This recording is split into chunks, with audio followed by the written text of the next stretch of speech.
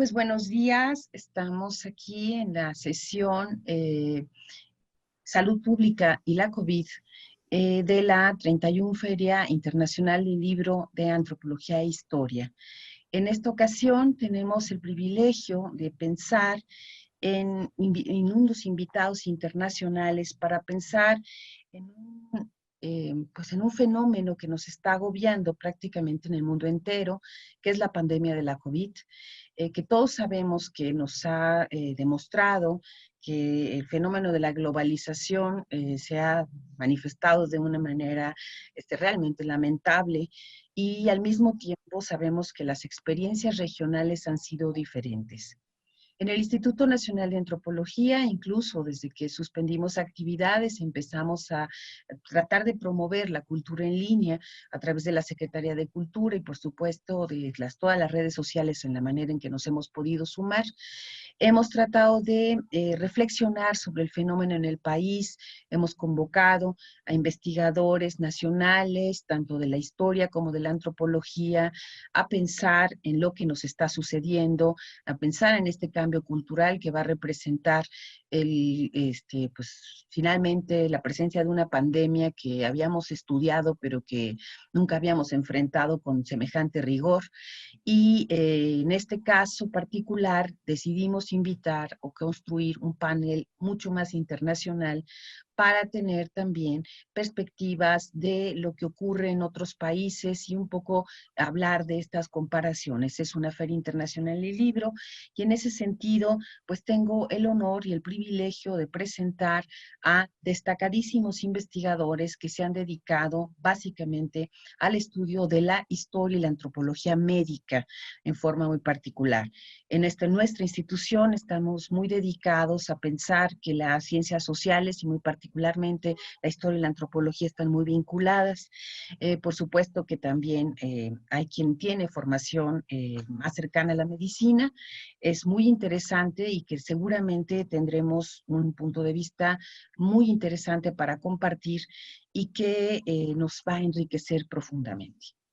En esta ocasión tenemos como invitados a esta 31 Feria del Libro, en esta sesión particular, a la doctora Sandra Caponi, que es profesora y titular del Departamento de Sociología y Ciencia Política de la Universidad Federal de Santa Catarina en Brasil.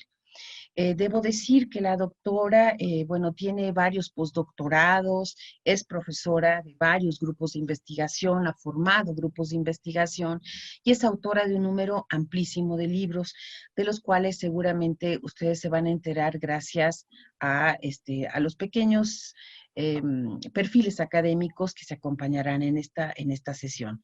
Creo que algo muy importante es que la doctora se ha dedicado al trabajo también sobre la psicología y de, digamos, un poco el tema de la salud mental, que creo que también es uno de los aspectos que nos ha preocupado de manera muy particular, precisamente por los efectos sociales y todo lo que implica incluso hasta la reclusión de las personas en sus casas.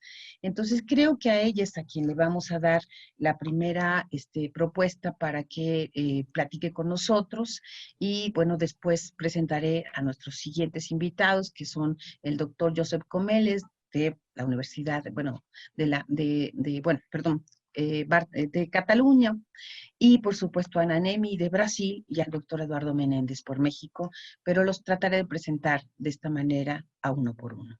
Muchísimas gracias por su presencia, es un privilegio y además, bueno, sé que ha escrito muchas cosas en fecha reciente sobre lo que está sucediendo en Brasil.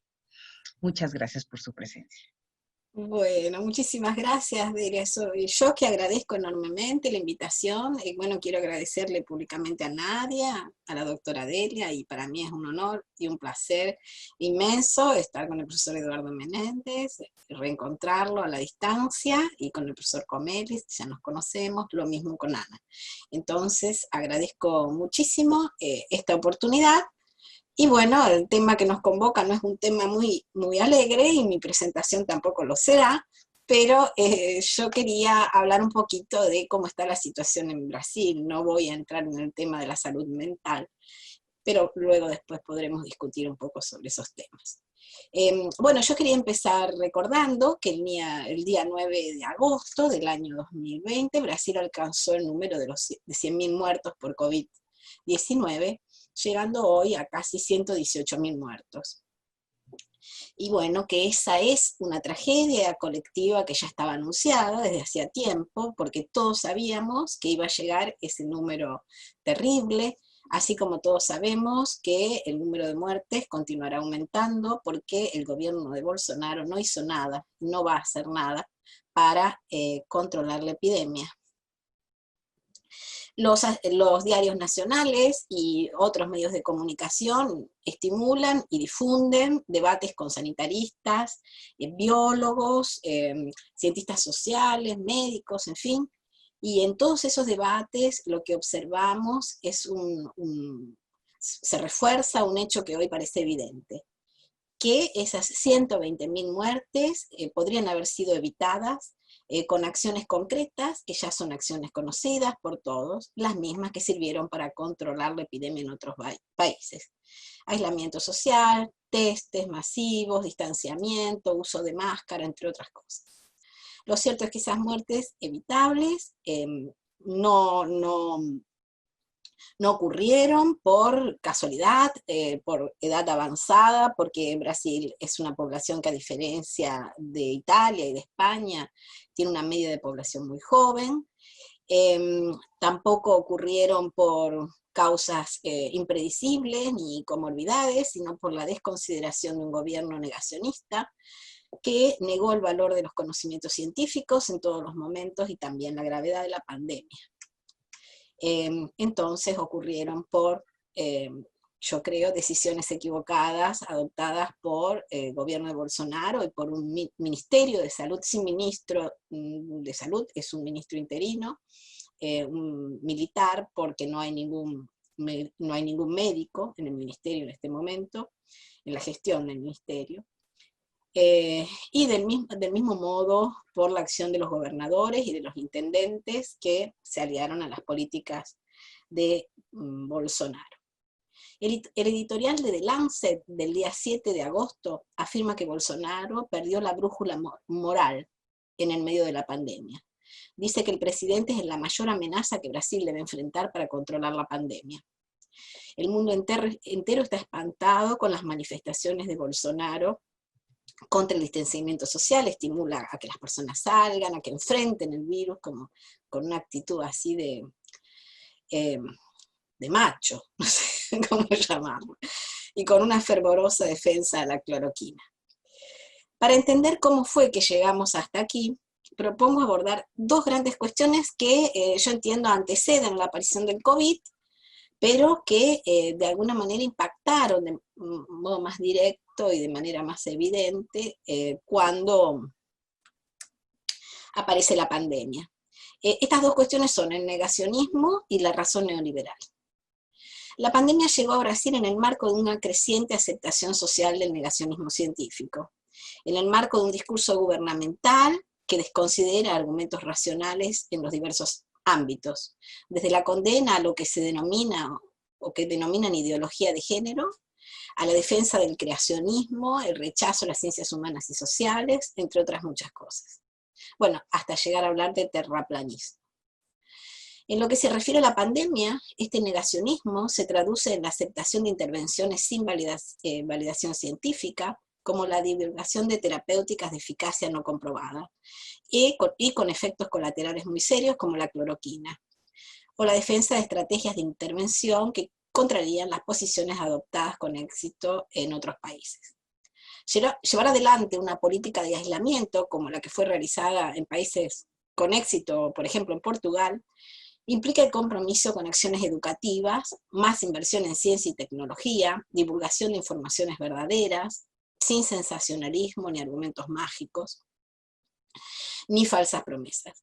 Como afirma Kenneth Camargo, los procesos de negacionismo presentan 5 características que podemos observar todas ellas en el momento de la pandemia.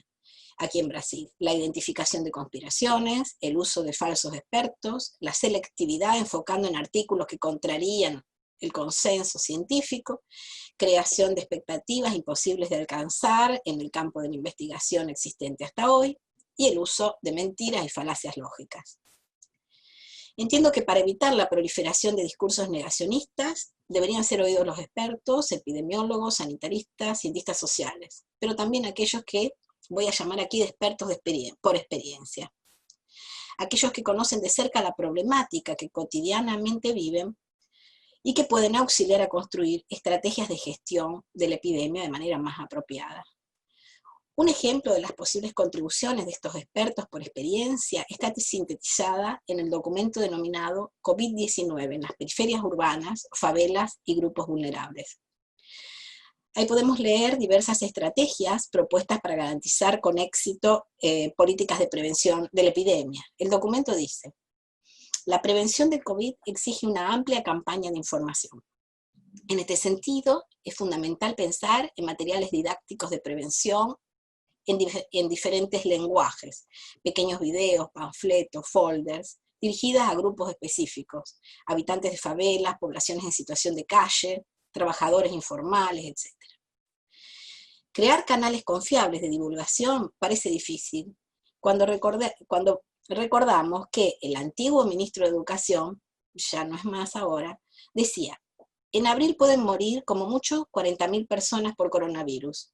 Ese es el número de muertos por año en accidentes de tránsito. No hay que alarmarse tanto. Es necesario volver a vivir, abrir las clases, abrir las escuelas. El gobierno no parecía y no parece entender que el problema es la falta de una estructura hospitalaria, capaz de tratar y acoger muchos millares de enfermos que llegarán al mismo tiempo, demandando camas, estructuras de terapia intensiva, medicamentos y respiradores. Ya hay más de 4.500 personas en Brasil que murieron en sus casas, no consiguieron llegar a la UTI. Unidades de terapia intensiva. En esta misma línea se sitúa el presidente cuando argumenta: 100.000 muertos es el número esperado, porque, él insiste, 70% de la población va a tener coronavirus, sin dimensionar la tragedia que implica ese número, el número de muertos, en lo que él espera y llama inmunidad de rebaño. La estrategia defendida por Bolsonaro con mayor insistencia es el uso preventivo de medicación. Viejos medicamentos son presentados como verdaderas balas de plata contra el COVID, entre ellos cloroquina, hidroxicloroquina, ivermectina y ozonio aplicado por vía rectal. Aun cuando el efecto terapéutico de esas medicaciones es nulo, y algunas de ellas tienen efectos colaterales nocivos, es necesario observar el efecto ideológico poderoso que ellas poseen.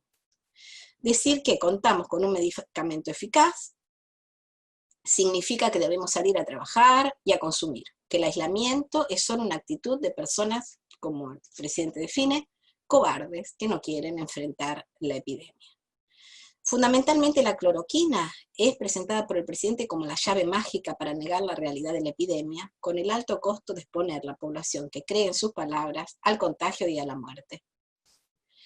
Este negacionismo convive estrechamente con una lógica neoliberal que defiende la falsa oposición entre salvar vidas y salvar la economía, como si fuera posible edificar la riqueza de un país sobre cadáveres. Vivimos en Brasil en el comienzo de la pandemia. Vimos que algunos estados adoptaron políticas de aislamiento bastante estrictas, por ejemplo mi estado, Santa Catarina. Pero sin la articulación con un gobierno federal que asuma los riesgos, la presión de los empresarios locales y la falta de recursos económicos destinados a las poblaciones vulnerables, esos esfuerzos llegaron rápidamente al fracaso.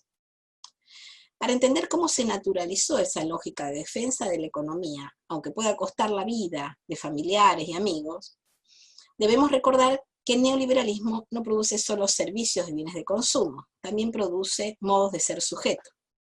Un sujeto que reivindica por sobre todas las cosas su libertad de correr y de asumir riesgos.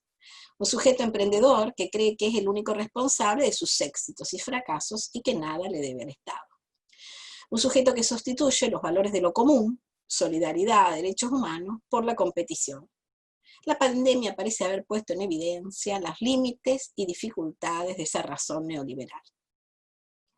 En esa lógica, el trabajador precarizado asume que su destino es idéntico al de los empresarios de éxito. Todos se van a beneficiar con menos Estado, menos impuestos, menos recursos para educación y salud pública,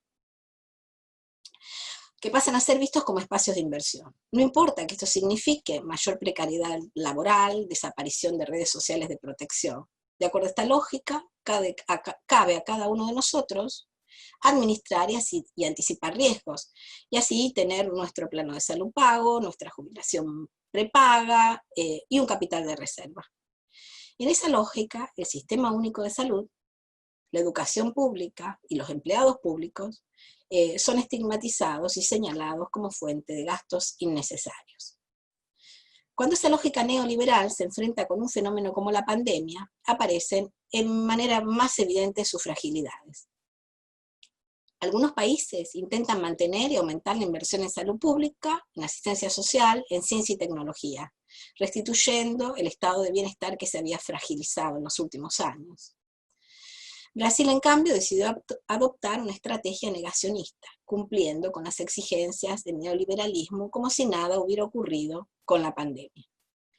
Así, la misma lógica que llevaba a aceptar la situación de los millares de trabajadores precarizados y sin derechos, los chicos del Rappi, del iFood, pequeños emprendedores y desempleados, se mantiene inalterada en tiempos de pandemia. Se argumenta que cada uno debe cuidar de su propia vida, que no se puede limitar el derecho de ir y venir, el derecho de comprar y vender, que el mercado debe continuar funcionando. De modo que la oposición, cuidar la vida, cuidar la economía, encubre una elección biopolítica entre proteger la vida o exponer a la muerte.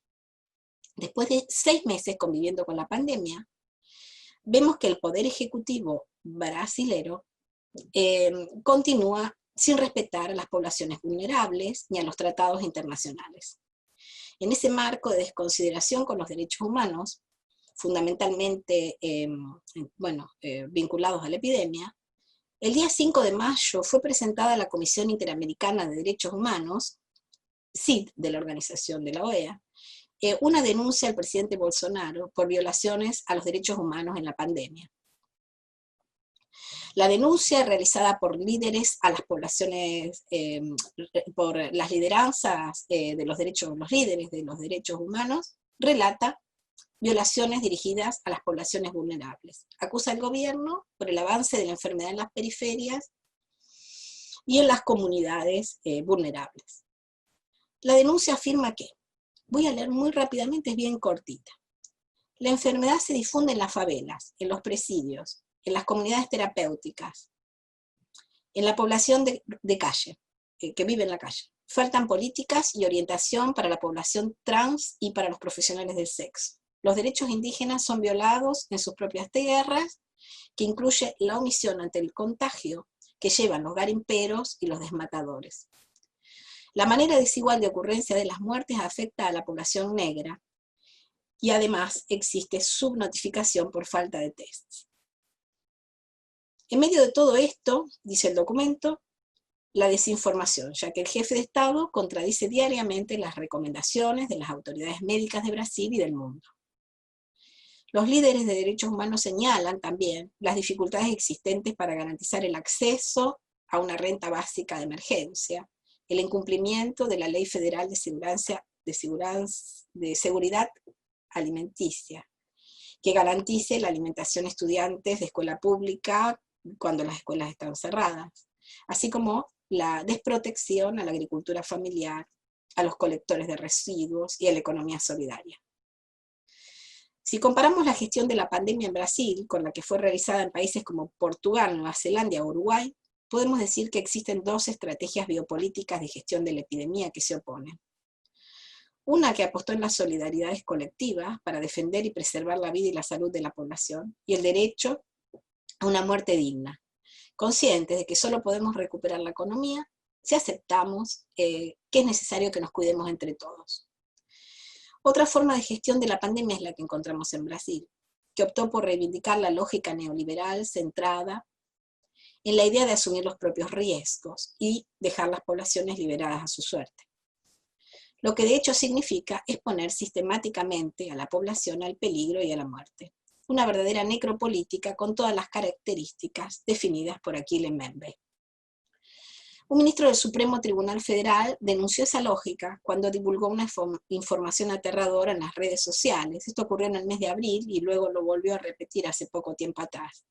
Él decía, las favelas de Río viven días de horror. Las autoridades no suben para recoger cadáveres que se agolpan y transmiten COVID. El SAMU no actúa. La policía solo sube cuando sube a las favelas, a los morros, solo cuando hay sospecha de crimen. Aún en una epidemia debemos respetar la dignidad. Vemos en los diarios noticias que hablan de una media de 1.000 muertos hace muchos días. Intendencias haciendo licitaciones para comprar bolsas mortuorias, que ocurrió aquí en mi estado, y containers frigoríficos para dejar a los muertos, porque ya no hay más espacio en los necroterios. Esa lógica de la muerte se disemina mientras se estimula que todos salgan a hacer sus compras al shopping o al mall. Es verdad que en países del tamaño de Brasil se hubiera perdido mucho dinero si las personas se mantenían en absoluto aislamiento social, pero sin la existencia de una política de divulgación de informaciones, medidas de aislamiento, aumento de test y estructura hospitalar, Brasil conquistó el triste récord de ser el segundo país con mayor número de casos del mundo, y el mayor número de muertes también, después de Estados Unidos.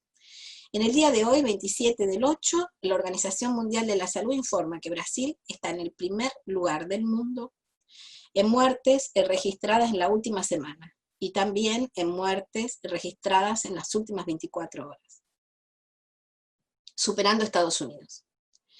Este panorama que se agrava aún más si consideramos que existe una inmensa subnotificación y que a nivel gubernamental se niega repetidamente la gravedad de la pandemia, se banalizan las muertes diarias, al punto de que Bolsonaro recientemente celebró un supuesto triunfo contra el coronavirus. La banalización de la muerte, y estoy terminando, de la muerte y el negacionismo se difundieron por gran parte de la población, que contra todas las evidencias parece creer que la enfermedad ya está controlada. Como afirma un investigador de la Universidad de San Pablo, Bruno Manso, la opinión general es que la enfermedad no alcanzará a los próximos, sino a aquellos vistos como el otro, la persona en edad avanzada, el que tiene comorbilidades, los que son de alguna forma vulnerables. Ese razonamiento está de acuerdo con lo que ocurre en las principales ciudades, porque en general los barrios con mayor número de muertos están localizados en la periferia. Esto significa que la banalización de la muerte no es exclusiva de los gobiernos, sino que también las ideas divulgadas por el presidente se extienden a gran parte de la población.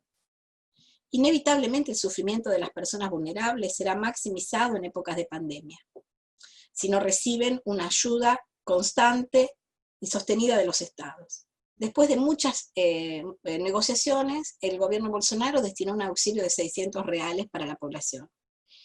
Sin embargo, esta ayuda, que es muy importante y muy necesaria, no fue acompañada de estrategias de aislamiento ni de otras medidas necesarias, como ampliación de saneamiento básico, acceso a vivienda digna, inversiones en los hospitales, que fue muy limitada. La mortalidad en Brasil no es democrática. Aunque puede afectarnos a todos, la mayor parte de los muertos en Brasil tiene color y clase. Es pobre y es indígena o es negra. Basta recordar que la primera muerte por coronavirus ocurrió en Brasil fue de una empleada doméstica de 63 años que trabajaba en la casa de una pareja que había llegado de Europa contaminada con el virus y no le informó.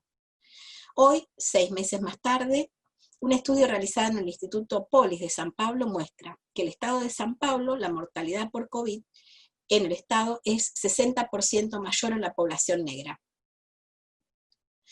El coronavirus, en fin, nos enseña que debemos dejar de repetir el mantra neoliberal de un mercado que se autorregula, dejar de pensar que salud, educación e investigación científica son espacios de inversión y lucro, desistir de los mitos del emprendedor y el empresario de sí, para evaluar los problemas derivados de la precariedad laboral, del racismo, de las desigualdades sociales que este sistema produce.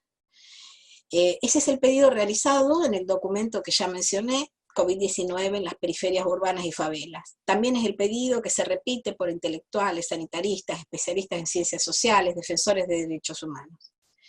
Tal como lo expresa el ex ministro de Salud del gobierno Lula, Gómez Temporó, él dice: precisamos en este momento de una política anticíclica, totalmente heterodoxa, con una renta universal, con inversiones macizas en el área de salud, con conversión de la industria para la producción de equipos de consumos para el Sistema Único de Salud. Es poco serio en este momento defender la vuelta a las actividades y la flexibilización del aislamiento social. Aunque esta declaración es del mes de mayo, hoy parece absolutamente actual. Si consideramos que desde entonces hasta hoy el número pasó a 120.000 muertos y la curva de muertos y contagios se mantiene en una trágica meseta de 1.000 muertes diarias. Bueno, era eso lo que quería dividir con ustedes. Muchas gracias por escucharme. Pues muchas gracias, es muy importante oír su perspectiva. Evidentemente, esta es una enfermedad que tiene pues, una visión política, una visión desde la salud, una visión desde múltiples aspectos y, por supuesto, desde la academia, como alguien estudioso de un tema que puede mirar este tipo de fenómenos que nos ha afectado a todos en el mundo y que bien valdrá la pena seguramente que seguiremos platicando sobre el caso de Brasil en este conversatorio. Y en esta ocasión, pues, continuaría dándole las gracias, por supuesto, a una doctora como Sandra Caponi, que tiene una enorme cantidad de publicaciones y que, pues, también es muy, muy destacado su papel en estos estudios e incluso en sus vínculos con Francia. Es una investigadora de carácter totalmente internacional. Seguramente no la presenté como debo de haberlo hecho, pero estoy segura de que de eso se trata, un poco de que platicáramos de la manera más cordial precisamente sobre lo que está ocurriendo en un mundo en el que lo que más importa creo que es el respeto por las diferencias, el no estimular eh, digamos, las discriminaciones y todos los aspectos que están asociados también a estas terribles enfermedades. Bueno, es un gusto invitar, que también invitamos a esta plática al doctor Josep María Comelles de la universidad, así que usted disculpará si mal porque no hablo catalán, lo viví de una manera muy cercana, trabajé por años con una compañera que precisamente nació en Tarragona, es de la Universidad de la Rovira i Virgili de Tarragona, en Cataluña.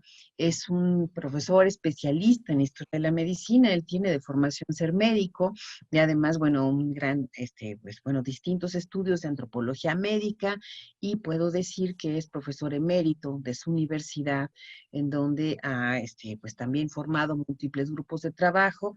Pues hablar de sus publicaciones, como de todo el panel que me acompaña, es prácticamente algo así como interminable. La verdad es un mérito y un gran privilegio y sé perfectamente que también ha estado escribiendo pues algunos ensayos precisamente sobre lo que esto representa en la actualidad y muy particularmente sobre el impacto, digamos, cultural a largo plazo que pueda tener el tema de la COVID en el mundo y en España en el caso particular, así que sería muy interesante oír hablar alguna parte de su perspectiva. Muchísimas gracias por su presencia. Muchas gracias. Ante todo, agradecer a Lina el honor de estar en este panel, además con unos cuantos amigos que casi todos son compañeros también de la Rovira i Virgili. Y a mí, al hablar de este tema, ahora me ha tocado hablar varias veces en historias de estas online, me gusta empezar diciendo un par de afirmaciones, estas un poco de titular. La primera es que las epidemias ahora viajan en avión y por lo tanto la evolución de la epidemia está en relación con la estructura de enlaces internacionales de las compañías aéreas, los hubs. Eso veremos que tiene su importancia. El segundo hecho es que esta pandemia, hasta en el momento presente y probablemente en el futuro, la va a parar una viejísima medida cultural que viene de la más antigua antigüedad, es decir, del siglo XIV, que es el confinamiento, el encierro y el aislamiento, es una medida cultural, y que, por lo tanto, vamos a tener que ver de qué manera, cuáles son las características diferenciales de esta epidemia y cómo ha impactado en distintos contextos, como los que también Sandra planteaba en el caso concreto de Brasil. La problemática desde Europa es singular por una razón especial. Europa, junto con Nueva Zelanda, Canadá, Singapur, Australia, Costa Rica, comparten sistemas universales de seguro social y, por lo tanto, tienen unas estructuras sanitarias de tipo público o parapúblico, a veces semiprivatizadas, que ofrecen protección global a los ciudadanos. Esto es un factor tremendamente importante desde el punto de vista de cómo se ha vivido y cómo esto va a afectar no a la epidemia en sí, sino algo que precede a la epidemia, que es la forma como en los sistemas de seguro social universal hemos aprendido a gestionar el proceso salud-enfermedad-atención. Es decir, hay una cultura del proceso salud-enfermedad-atención específico de los países con estado del bienestar y eso representa que esta cultura es la que de alguna manera se ha puesto en cuestión, ya veremos por qué, con la primera pandemia que insisto, que ha viajado en avión y la primera gran pandemia de transmisión aérea, o básicamente de transmisión aérea, y por lo tanto con un alcance global que no ha tenido ninguna de las otras, excepto la gripe asiática del 57 y la gripe española del 18. Pero, ¿cuál es la diferencia entre la gripe asiática del 18, que la gripe asiática la gripe del 18 viajó en barco de Kansas a Europa, y la gripe asiática del 57 viajaba en Super Constellation, que es un tipo de cuatrimotor que seguramente únicamente los que tenemos cierta edad recordaremos. Y en donde el viaje aéreo era tan caro y tan complicado que a América se venía desde Europa todavía en la compañía Costa Cruceros, la compañía Costa desde Génova o mediante también en barco. Por lo tanto, esta es la primera pandemia en que se transmite por vía aérea en los dos sentidos, porque la transmisión es aérea y porque además han sido los flujos aéreos de vuelos los que han favorecido la aparición de la pandemia. Fíjense que en el caso del origen de la pandemia está evidentemente en China, pero el virus circulaba por Europa probablemente a finales de diciembre y durante el mes de enero y febrero. Tanto es así que en febrero, a primeros de febrero, se suspendió el Mobile World Congress, que es el congreso más importante de telefonía móvil del mundo, que se hace en Barcelona. En el momento en que esto se prohibió o se canceló, muchos, yo mismo, pensamos que era muy exagerado, porque no parecía, teniendo en cuenta que en enero o febrero en Europa la gripe estacional, que produce un número de muertos muy alto también, sobre todo en gente vulnerable, y no llegamos en ningún momento a pensar lo que iba a suceder 2, 3, 4 semanas después. En segundo lugar, de alguna manera, Europa, el mundo europeo, también Nueva Zelanda y Australia, con una diferencia. Nueva Zelanda y Australia son dos islas, un continente y una isla, y por lo tanto muy fácilmente aislables. Europa no. Llegó el COVID a Europa pues, a través del aeropuerto de Roma y Milán, a través del hub de Frankfurt y a través de los aeropuertos de Barcelona y Madrid, que tenían vuelos directos con China y porque además por el hecho de la globalización económica, los flujos aéreos entre China y Europa, y sobre todo en la zona de Wuhan, que es una zona industrial muy importante, alimentaron flujos enormes de ida y venida de ejecutivos europeos que iban a las empresas chinas, estudiantes universitarios, incluso expediciones militares deportivas. Es decir, que no era un flujo de migrantes el que trae el COVID a Europa, sino es turistas ricos de los países asiáticos que van a Florencia o que van a París o que van a Ámsterdam y ejecutivos y business, gente del mundo del business, que trae la pandemia a Europa. Por eso, significativamente, el mobile se suspende inmediatamente. Nadie quería arriesgarse a meter 100.000 personas en el mobile de Barcelona a finales de febrero del 2020 teniendo en cuenta lo que podía representar desde el punto de vista de seguros de enfermedad para las empresas correspondientes. Por lo tanto, este es un primer factor. El segundo factor importante es los modelos de organización muy diferentes de los sistemas de salud europeos, australiano y neozelandés. Son sistemas de salud específicos de cada país, cada cual tiene su lógica y cada cual ha generado su propia cultura de la salud. Entonces, claro, es muy difícil comparar estrategias sin tener en cuenta el cómo cada uno de estos países ha desarrollado sus modelos asistenciales. El tercer factor es un factor español. Tiene que ver con una crisis del régimen español de 1978, una crisis que es palpable y que en los últimos 2 o 3 años ha situado, es decir, ha mostrado los límites del modelo constitucional del 78. Esto lleva a que en este momento es imposible tener mayorías cualificadas para efectuar reformas de calado, porque no se dan las condiciones políticas para hacerlo.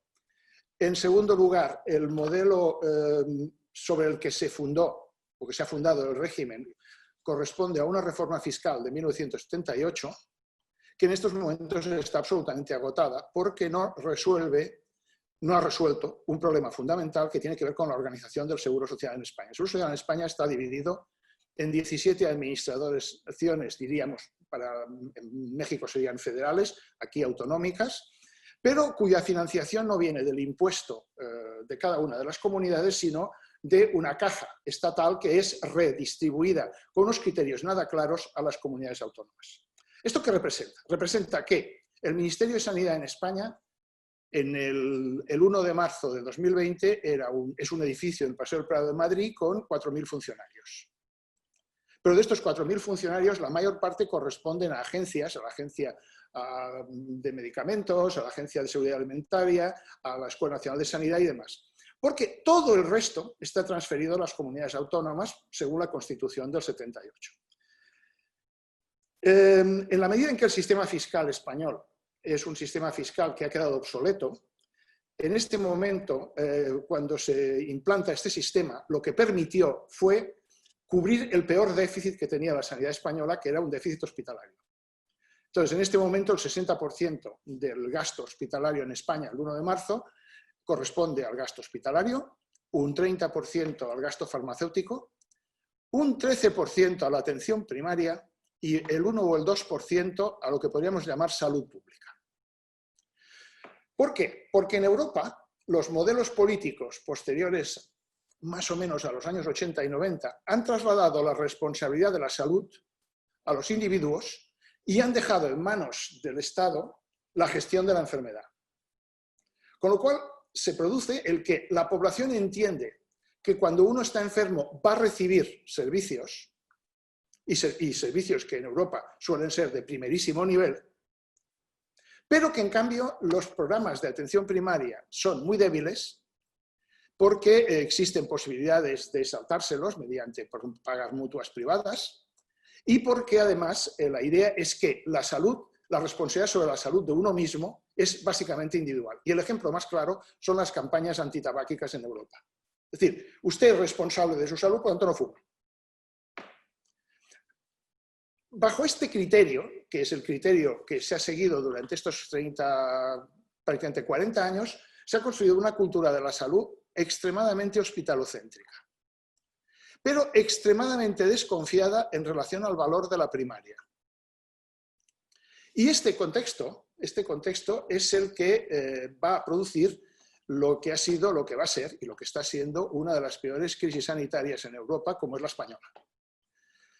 En la última semana de febrero y primera semana de marzo, tanto en Barcelona como en Madrid, pero sobre todo ya en Madrid, había un brote de transmisión comunitaria no controlado.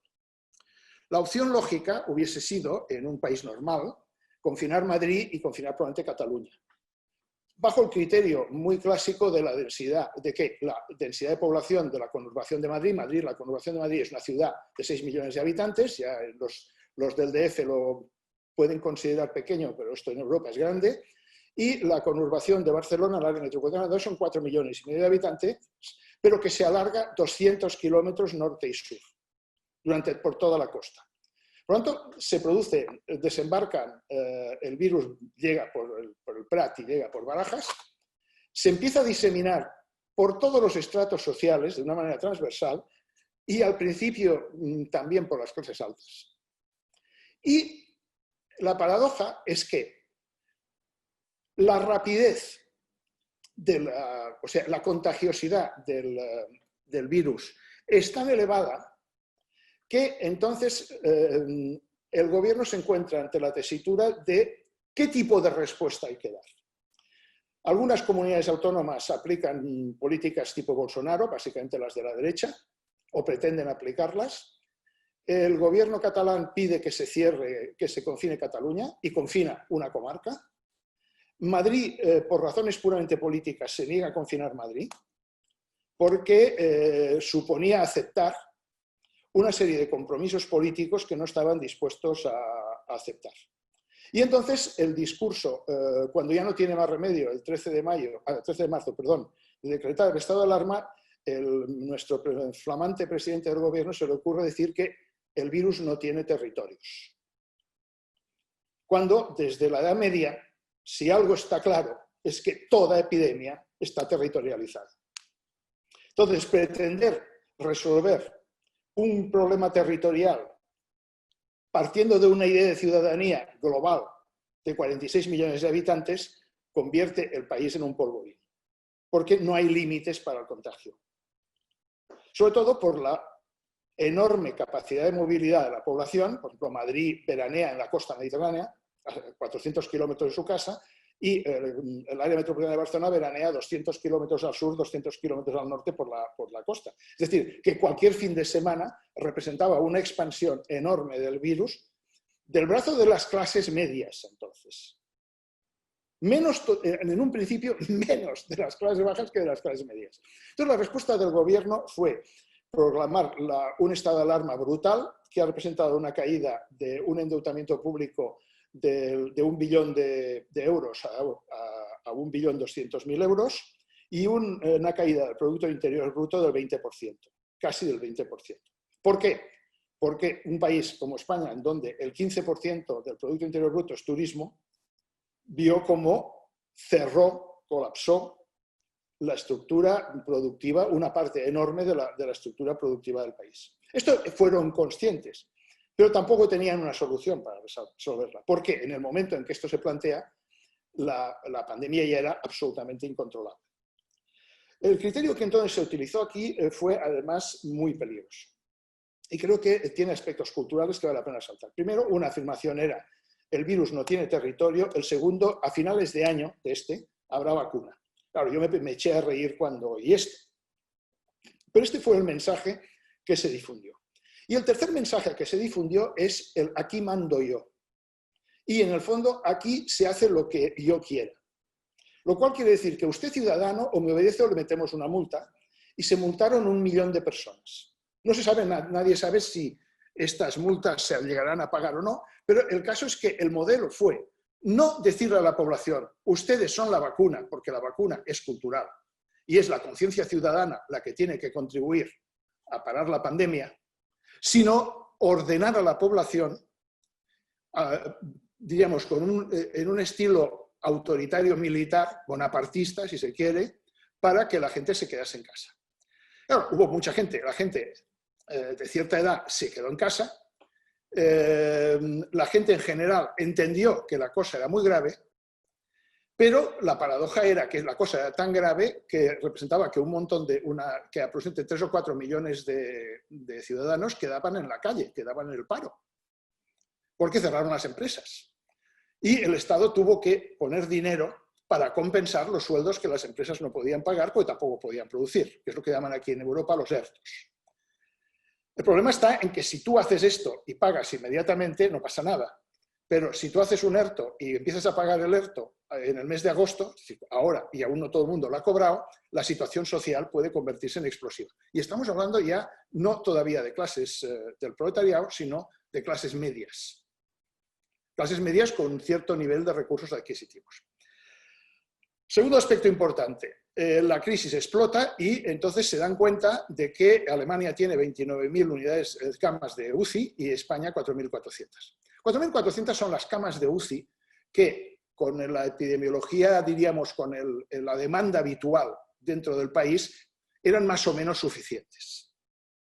Pero no puedes, con esas 4.400 camas en todo el Estado, 600 en Cataluña, cubrir una demanda que obligó a sextuplicar las camas de unidades de cuidados intensivas en 15 días. La respuesta fue militar. Se aplicó una economía de guerra, se aplicó un modelo militar y desde este punto de vista el dispositivo hospitalario del país, que es muy bueno, supo organizarse y supo responder. Pero lo que es interesante ver en el caso español es que esto resolvía el caso de la emergencia, pero no el de la prevención. Porque en ningún momento se planteó, en el primer momento, que quien tenía que realmente, los dos factores que debían parar la epidemia eran, uno, la vacuna cultural, es decir, el confinamiento, y la conciencia del riesgo del contagio, que son factores culturales, y el papel de detección de atención primaria. Es decir, esta fue la paradoja. Es decir, en el primer momento, durante el mes de marzo, en España se habla de muertos, de UCIs y de ventiladores. Pero en ningún momento se habla de atención primaria. Se habla de prevención porque además no había tests.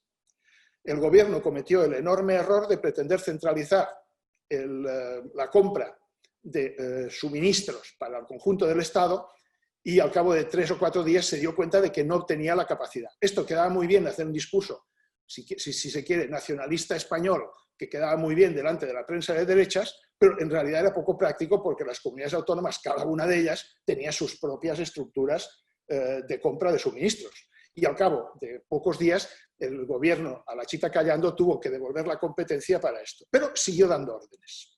Siguió dando órdenes durante 3 meses.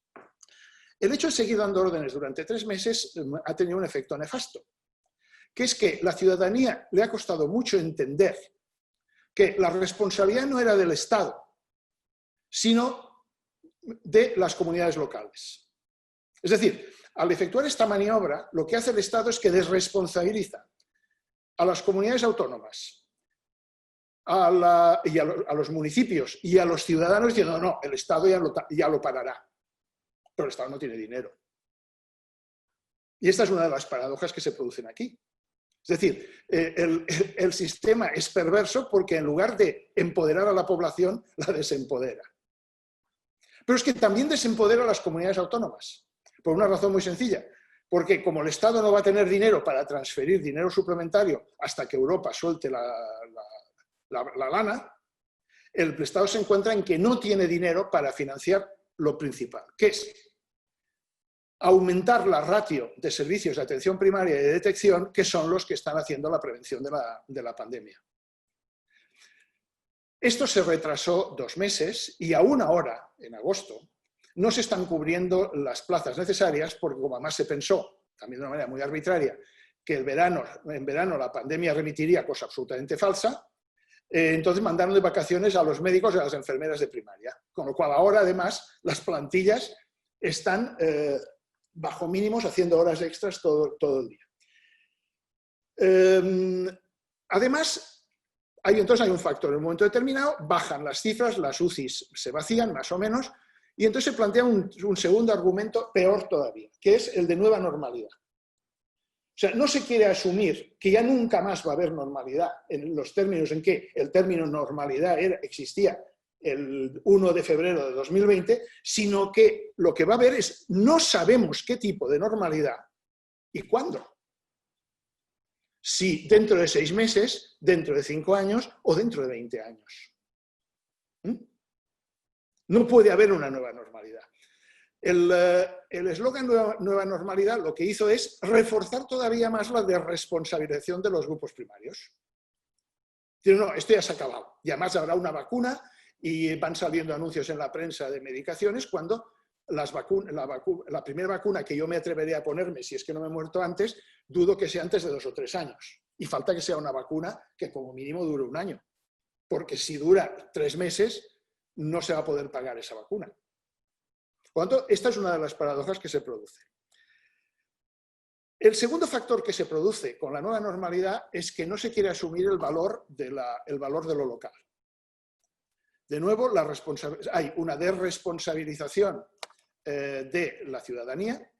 ¿Y qué ha hecho la ciudadanía? Irse de vacaciones, volver a ver a las familias y a los amigos, hacer juergas masivas sin ningún tipo de control. Teniendo en cuenta que además se había vendido la idea de que la mortalidad estaba asociada a mayores de 60-65 años y no, como está sucediendo ahora, que la mayor parte de ingresos hospitalarios y unidades de cuidados intensivos están ahora en menores de 50 años.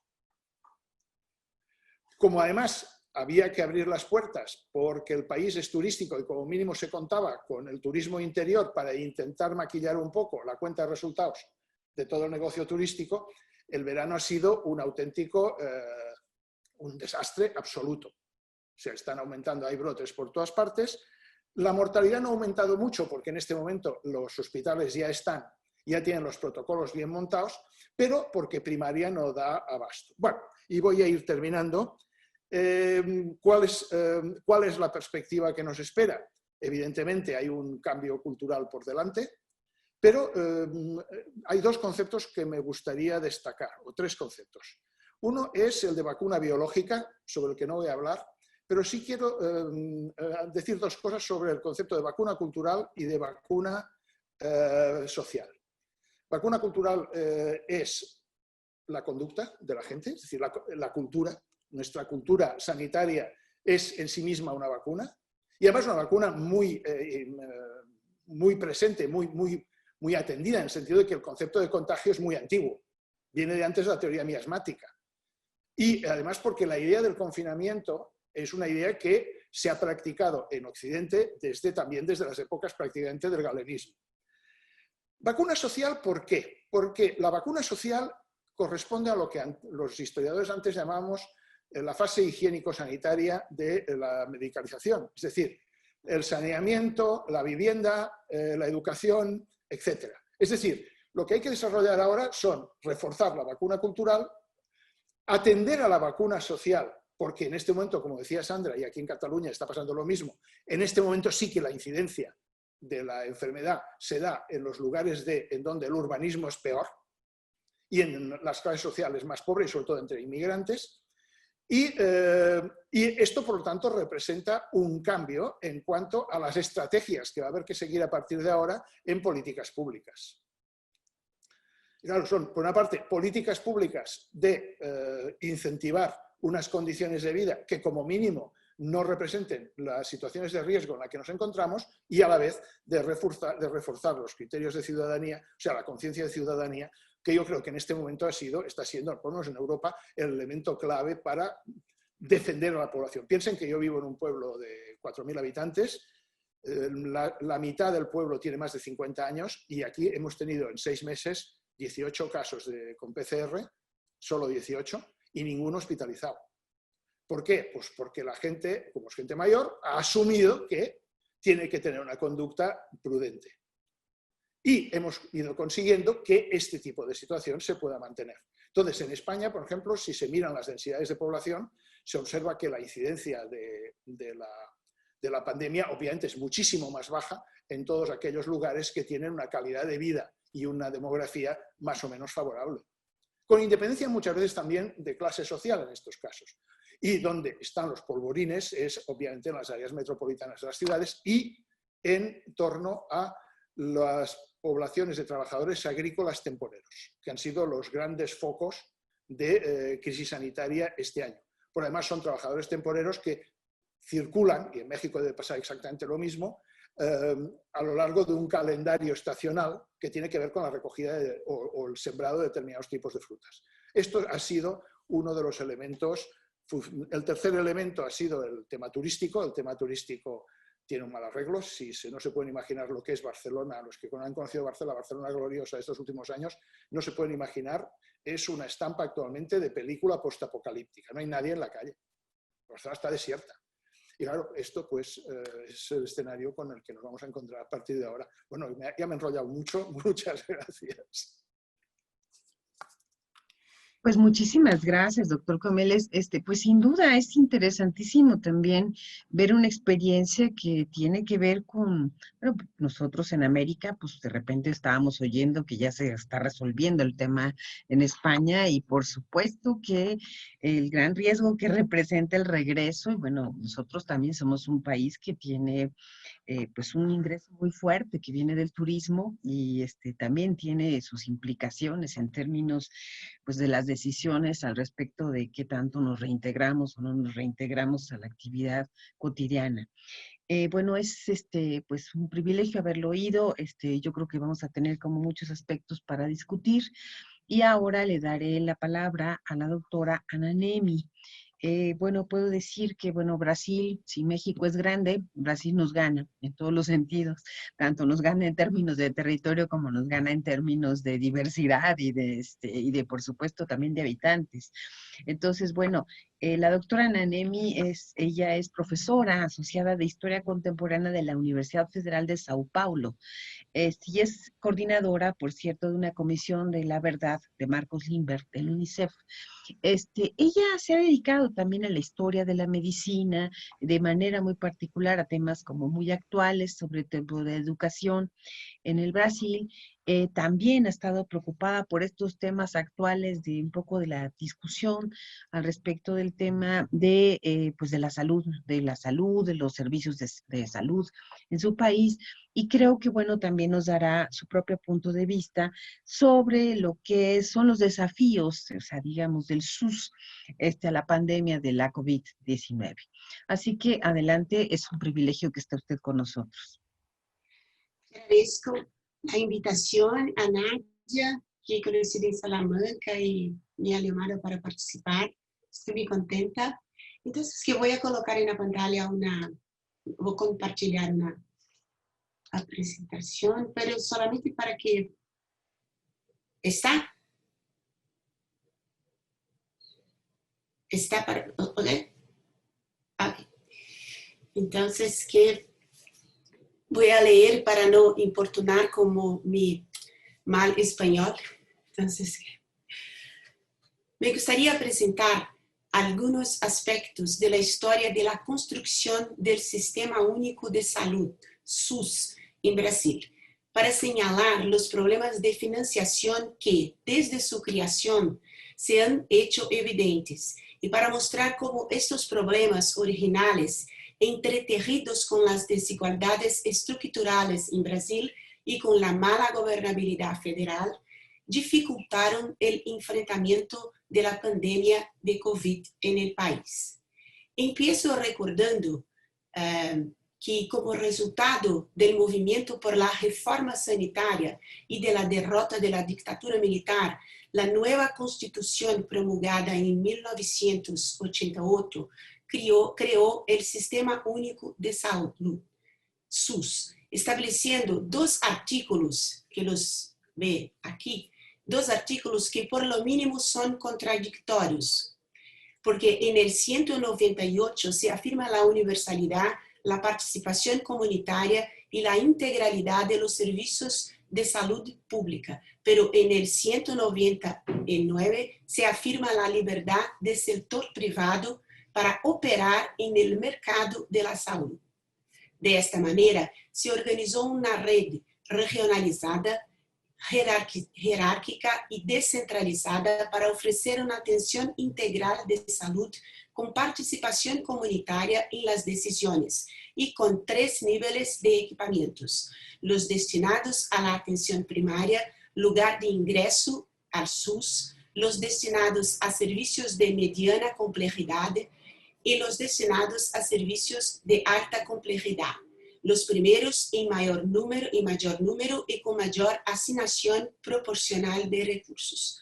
No cabe duda de que ha habido un crecimiento sustancial de la atención primaria durante estos más de 30 años del SUS, lo que permitió la inclusión de gran parte de la población en los registros de las unidades básicas de salud, UBS, como las llamamos, así como permitió vincular las UBS a las instalaciones hospitalarias de mediana y alta complejidad. pero la urgencia de construir el SUS también implicó la firma de convenios y contratos con hospitales privados, especialmente los certificados como filantrópicos y sin fines de lucro, como sugiere el artículo 199 de la Constitución de Brasil. Entre los hospitales filantrópicos brasileños se encuentran los que se caracterizan como hospitales generales y tienen desde urgencias y consultas externas hasta atención de alta complejidad. Es difícil encontrar un hospital filantrópico que atienda solo a pacientes del SUS. La mayoría de ellos también tienen camas designadas para pacientes con planos de salud privados. Algunos más y otros menos, pero siempre buscando equilibrar sus balances económicos. También existen hospitales que, para garantizar el número de camas destinadas al SUS, como exige la ley para la certificación como filantrópico, actúan como organización social, OS, gestionando instalaciones públicas que pueden ser las UBS de atención primaria y los hospitales también. En sus balanzos económicos, las camas de estos establecimientos públicos, así como el número de consultas externas y procedimientos médicos realizados, se lanzan en el porcentaje de acciones destinadas al SUS de la institución en su conjunto, pero los pacientes de los establecimientos públicos que ellos administran, en su mayor parte, no frecuentan los espacios hospitalarios privados. La presencia de hospitales filantrópicos en la estructura del SUS, sin embargo, plantea otro grave problema para la financiación del SUS. La certificación como filantrópico y sin fines de lucro garantiza la exención de pago de parte de los impuestos destinados a la seguridad social y que deben financiar acciones en salud pública. De esta manera, la financiación del SUS desde sus orígenes se ha visto comprometida por la construcción histórica de un conjunto de exenciones tributarias que reducen la recaudación de impuestos y tienen un impacto negativo en la financiación de las acciones en salud pública.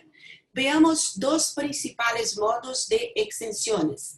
La primera, que es la exención de impuestos para personas jurídicas, los hospitales, de que hablé acima, está presente en la legislación brasileña desde 1893, cuando se creó en Brasil la figura jurídica de la sociedad civil sin fines de lucro y que tenía funciones públicas como educación y salud y por eso podría beneficiarse de la exención fiscal. La República de esta manera mantuvo el arreglo institucional que en la época colonial y del Imperio brasileño había garantizado a las Hermandades de la Misericordia la utilización de recursos públicos y privados en la oferta de los servicios de sus hospitales.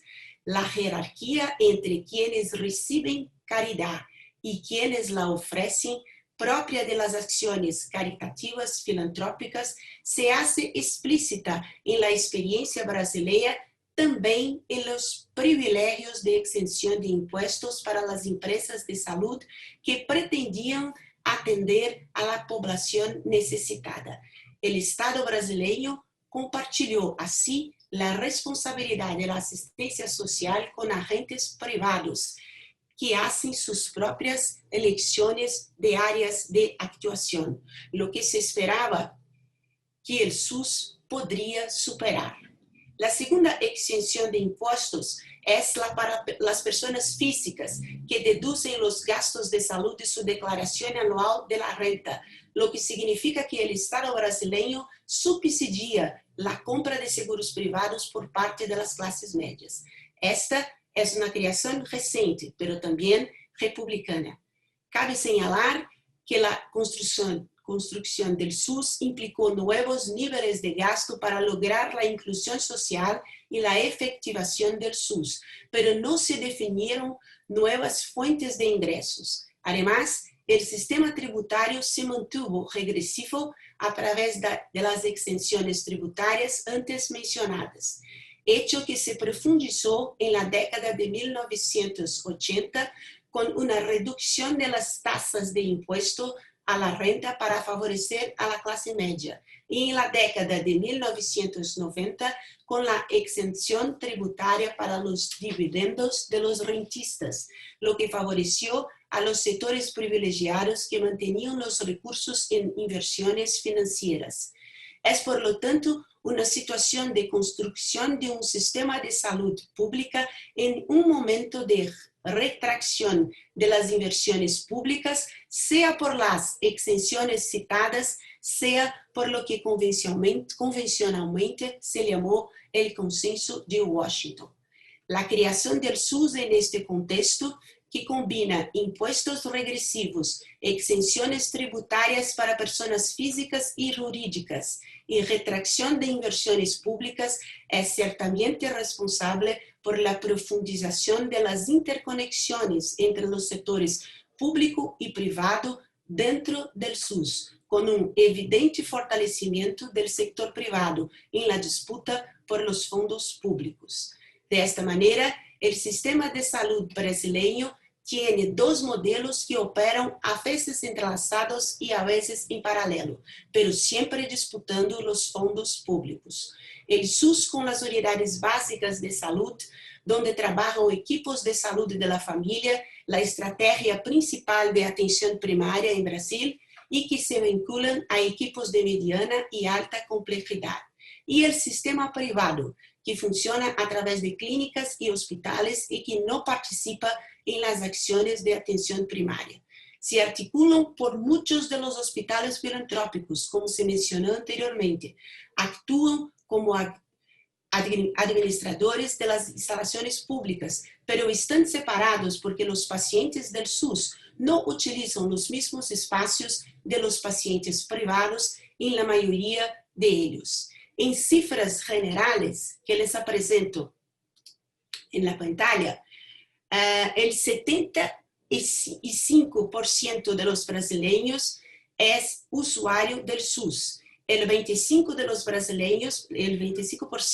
brasileños tiene seguro privado de salud, pero en el sector público y en el sector privado tenemos como que 23,000 camas de UCI, las unidades de terapia intensiva, pero las 23,000 del sector público responden a 162 millones de brasileños, y las 23,000 camas de UTI del sector privado responden a 47 millones de brasileños. Entonces, que solo con esos números podéis observar la exclusión social que se ha creado en la construcción del SUS con las filantrópicas que disputan los fondos públicos. Para empeorar las cosas, en los últimos 4 años, los gastos de salud obligatorios definidos por la legislación fueron fuertemente desafiados por los defensores de un Estado menor, restando recursos insuficientes para construir un SUS verdaderamente universal. Pero gracias al vínculo obligatorio que aún sobrevive, fue posible que se mantuvieran las políticas públicas de salud, respetando los territorios y las urgencias regionales, que son muchas en Brasil. Las propuestas para reducir y desobligar el gasto en salud afectarán negativamente las secuelas de la actual pandemia en el próximo año, así como las próximas pandemias que los expertos consideran inminentes, y la lucha contra enfermedades endémicas en Brasil, como la malaria, el sarampión, la dengue y la fiebre amarilla. Así, cuando se registró el primer caso de COVID en Brasil, el 26 de febrero, la capacidad instalada del SUS y su financiación no eran ideales, además de que los niveles de desigualdad social del país eran crecientes. los presento algunos detalles. En 2015, una persona pobre, de cada 100 reales que una persona pobre recebia en 2015, en 2019 eran 79 reales. Pero para una persona rica, de cada 100 que recebia en 2015, en 2019 eran 114 reales. Entonces, que la desigualdad se refleja también en las tasas de la pandemia. En la ciudad de Rio de Janeiro, la probabilidad de morir de COVID es 4 veces mayor en Campo Grande, una comunidad pobre, que en Copacabana. Lo mismo que en São Paulo, la probabilidad de los ancianos que mueran por COVID en Vila Jacuí es 2 veces mayor que en el exclusivo barrio de Morumbi. También hay una gran diferencia en la capacidad instalada del SUS entre los estados, por lo que São Paulo no colapsó como Amazonas, aunque todos los trabajadores sanitarios han sufrido un estrés enorme. Ante esta situación, hubo un movimiento para unificar la gestión de las camas de UTI, unidades de terapia intensiva, para distribuirlas entre los pacientes independientemente de si son asegurados privados o no. Segundo lo dispuesto por ley, pero no ha sido posible. Los seguros de salud privado lograron evitar. Los hospitales de campaña fueron construidos con recursos públicos y las UTI del sector privado fueron preservadas. Esta cantidad de problemas se vio muy agravada por la postura negacionista del presidente de la República, de la que ya nos habló Sandra, entonces que no voy a repetir su relato excelente. Para nosotros los historiadores, el problema del negacionismo es grave porque nos pone ante la sugerencia de la ausencia del evento, como si las narrativas sobre el evento pudieran subsumir el evento mismo. Si pensáramos que los desafíos civilizadores ubicados entre fines del siglo XX y comienzos del siglo XXI estaban relacionados con los avances del llamado terrorismo, como si pudieran discutirse sin tomar en cuenta los procesos sociales de barbarización por pobreza y desigualdad social, la inminencia de nuevas pandemias resultantes de los desequilibrios ambientales asociados con situaciones de salud precarias puede requerir una mirada más calificada a las formas en que las sociedades organizan la producción material de sus vidas y cómo distribuyen los poderes políticos y los cargos de impuestos. Muchas gracias. A ver. Indudablemente un gran ejemplo. Vamos a quitar la presentación. Sin duda tenemos pues muchos paralelismos con la historia mexicana, y este tema del asistencialismo pues casi caracterizó, digamos, buena parte del siglo XIX, la posición de muchas personas. Tenemos una revolución que modificó en parte esta situación, pero sí, efectivamente, el tema de la salud, que se ha tratado de discutir en la actualidad, pues forma parte también de este tema de los seguros y de la asistencia social, que ha ido cambiando de manera muy importante, y que, bueno, pues, echar para atrás algunos mecanismos casi históricos, pues son muy difíciles.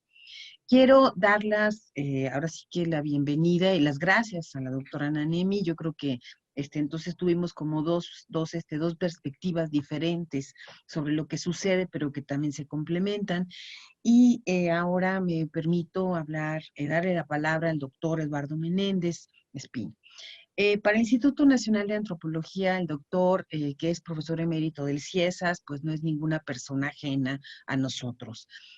No solamente el Centro de Estudios, el CICINA, que no es que yo sea colonialista, pero que se originó en el INAH, es el que surge el CIESAS, bueno, existe este vínculo histórico, por supuesto, pero el profesor ha sido, pues, docente de muchos de los antropólogos físicos, de los antropólogos que trabajan en el INAH, ha dado clases de la misma manera, así que creo que sus aportes han sido indiscutibles, y yo no conozco sinceramente a ningún antropólogo de nuestra institución que no haga referencia a todo el valor que tiene en su sentido de formación el doctor Espina. Así que sé que es un grandísimo honor tenerlo a usted aquí.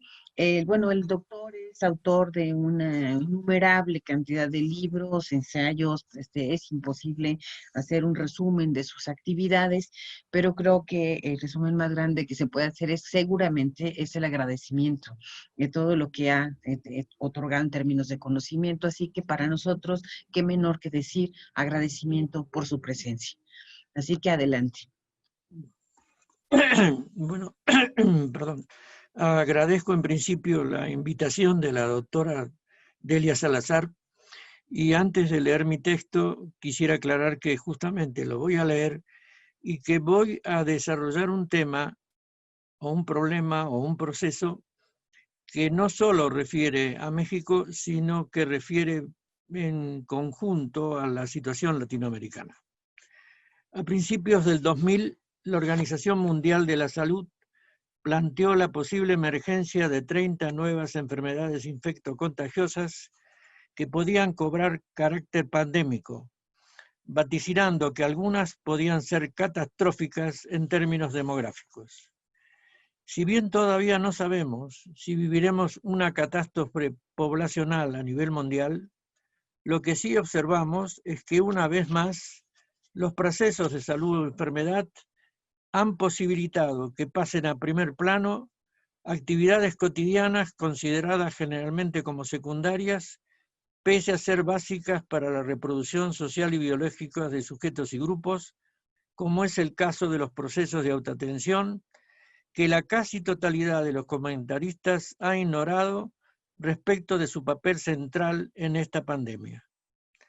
Como sabemos, la pandemia evidenció toda una serie de procesos, pero especialmente volvió a evidenciar la hegemonía de la biomedicina, ya que en todos los contextos de los que tenemos información, la medicina aparece actuando en países europeos, latinoamericanos, asiáticos u africanos como la medicina, dado que todo indica que en China, India o Japón no fueron las medicinas mandarinas, ayurvédicas o sintoístas las que fueron utilizados por sus respectivos actores de salud, sino que utilizaron básicamente la biomedicina.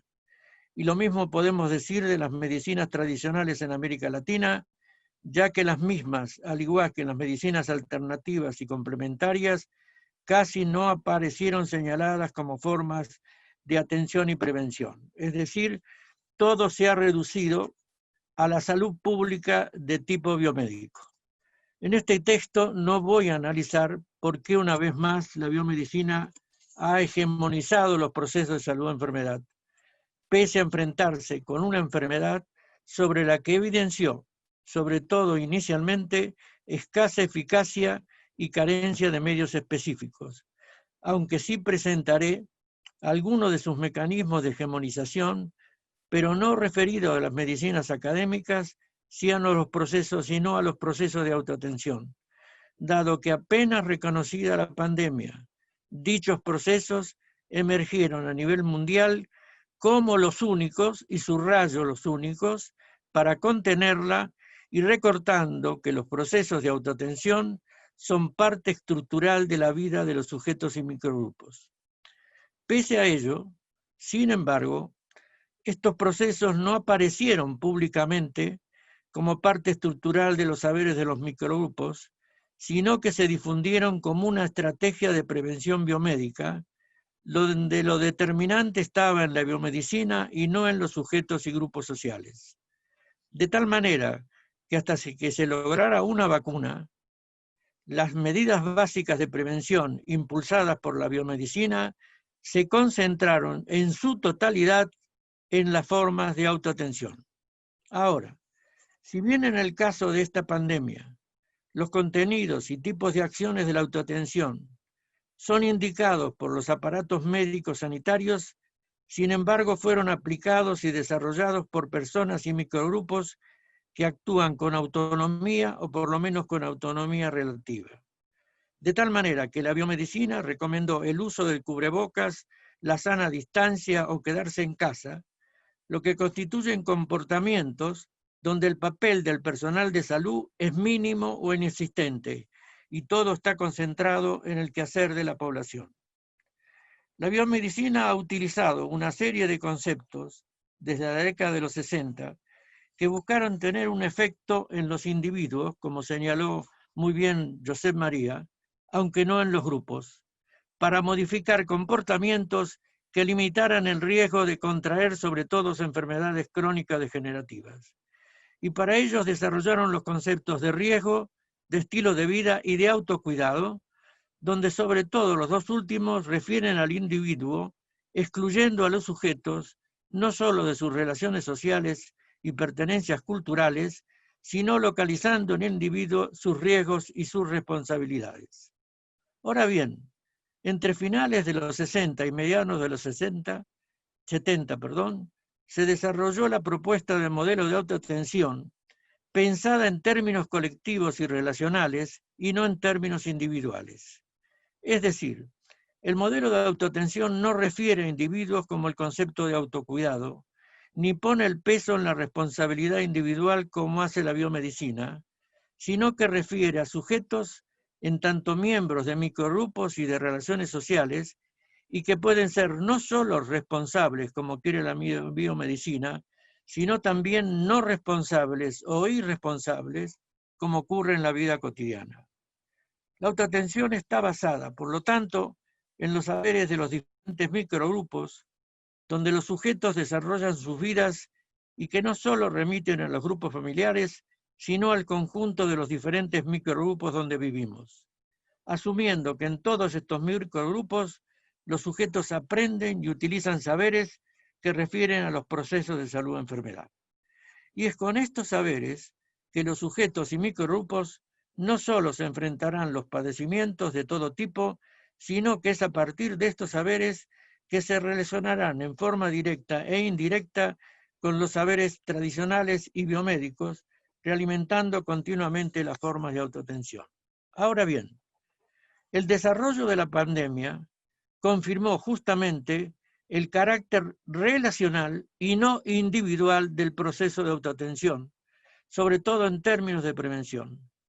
Como sabemos, una de las consecuencias de la pandemia fue el encierro de los sujetos en sus hogares, obligándonos a una relación real y o imaginaria con otros sujetos en forma permanente y cuyo objetivo era el cuidado de todos y no solo el de uno mismo, como lo reconocieron la OMS y el sector salud mexicano desde el principio, apareciendo en toda su evidencia el papel del otro para cada sujeto, ya que lo decisivo en las relaciones de contagio no es el sujeto, sino sobre todo la relación y el quehacer con los otros. La autoatención implica, por lo tanto, la relación yo-otros como parte de un todo que somos nosotros. Por lo que es importante asumir que desde el primer día de reconocida la existencia del virus y su posible contagio, la OMS y los sectores salud de todos los países afectados plantearon como principal estrategia las actividades de autoatención. Sin embargo, este proceso, que es sustancial en nuestras vidas, ha sido ignorado como la forma propia de los grupos sociales, y no solo por el sector salud y los analistas, sino por los mismos que lo practicamos. De tal manera que la mayoría de nosotros no reconoce el papel que estamos desempeñando en términos de autoatención, y no solo en la prevención, sino también, por ejemplo, en la convalecencia de esta enfermedad, lo que implica asumir y no solo reconocer que el, entre comillas, poder, no solo social, sino técnico frente a la pandemia, está en gran medida en nosotros, por lo menos hasta que se genere una vacuna y o fármacos que limiten los daños. Y es por esta importancia decisiva que lo básico que nos indicó y sigue indicando el sector salud hasta este momento son actividades de autoatención. Lavarse las manos en forma profunda y frecuente, no tocarnos la cara, etcétera, etcétera, etcétera. Pero además recomendó también no automedicarse con fármacos ni con otras sustancias que presuntamente tuvieran alguna eficacia, así como rechazar los mensajes por internet u otros medios que indujeran a determinados comportamientos y usos. Más aún, el sector salud nos indicó cuáles eran los principales síntomas de la enfermedad para que nosotros hiciéramos un primer diagnóstico y decidiéramos ir o no ir al médico. Todo lo cual es parte de la autoatención, pero una autoatención que aparece como una estrategia propia de la biomedicina, en lugar de ser asumida como estrategia básica de los sujetos y sus microgrupos, lo que constituye uno de los más claros ejemplos de hegemonización biomédica. Ahora bien, para evitar equívocos, aclaro que no proponemos una autoatención autónoma por más cuota de micropoder que tenga, sino que asumimos que los sujetos y microgrupos que están ejerciendo la autoatención de los padecimientos operan transaccionalmente con los sujetos y grupos que están operando las acciones y orientaciones del sector salud. Transacciones que además operan a partir de las condiciones económicas, sociales y culturales de los actores sociales en relación. Y es por lo tanto las características y posibilidades de autoatención y su consecuencia, solo podemos establecerlas si las remitimos a las condiciones socioeconómicas, políticas y culturales de los microgrupos y sus sujetos. Es decir, para establecer la responsabilidad o irresponsabilidad de los comportamientos de autoatención, necesitamos saber cuáles son las condiciones de vida que posibilitan, limitan o imposibilitan las conductas de sujetos y microgrupos. Mientras el concepto biomédico de autocuidado, como ya lo señalamos, solo remite a lo individual, el concepto de autoatención remite a las condiciones sociales y relacionales de vida, y por lo tanto no solo evidenció las condiciones de desigualdad socioeconómica de la población, sino que puso de manifiesto quiénes podían y quiénes no podían llevar a cabo las autoatenciones recomendadas. Ya que, por ejemplo, la mayoría de los que trabajan en la informalidad no pueden quedarse en casa, pues tienen que salir a trabajar, y esto en un país como México, donde más del 50% de la población realiza tareas informales. La recomendación de lavarnos las manos no puede ser realizada porque gran parte de la población pobre carece de agua o solo tiene agua durante algunas horas al día. Más aún, gran parte de los pobres viven hacinados en una o dos habitaciones, de tal manera que les es imposible mantener la sana distancia.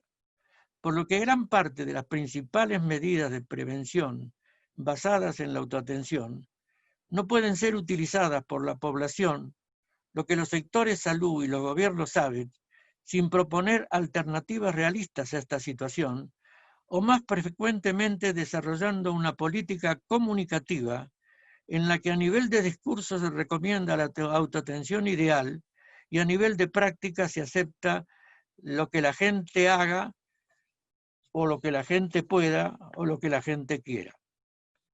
Pero además, si algo evidenció la pandemia, es que la vida es en gran medida rutina y repetición. Por eso, pese a que la cuarentena demostró las capacidades inventivas de los sujetos y microgrupos para generar formas de recreación, de no aburrimiento, de convertir el trabajo en entretenimiento, etcétera, etcétera, etcétera, sin embargo, lo que también evidenció es que gran parte de nuestras vidas es rutina y repetición, constituyendo una de las bases de las posibles ansiedades, depresiones y violencias que nos están acechando. Junto con la rutina y repetición, necesitamos reconocer que los procesos de autoatención no son unilateralmente positivos, como connota el concepto de autocuidado aliado frecuentemente al concepto de resiliencia, sino que la autoatención puede tener también consecuencias negativas y ambivalentes.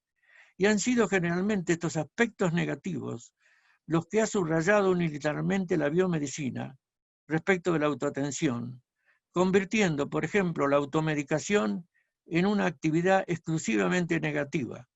Lo que cuestionamos, dado que la automedicación puede ser negativa, pero también positiva, como la mayoría de los procesos de nuestras vidas colectivas, en la medida que los pensemos y analicemos como procesos y no los escindamos en partes separadas ideológica y metodológicamente, lo que ha hecho constantemente la biomedicina y la salud pública para estigmatizar y casi legalizar la automedicación, en lugar de reconocer que hay automedicaciones que pueden tener consecuencias negativas, pero que otras son no solo positivas, sino necesarias.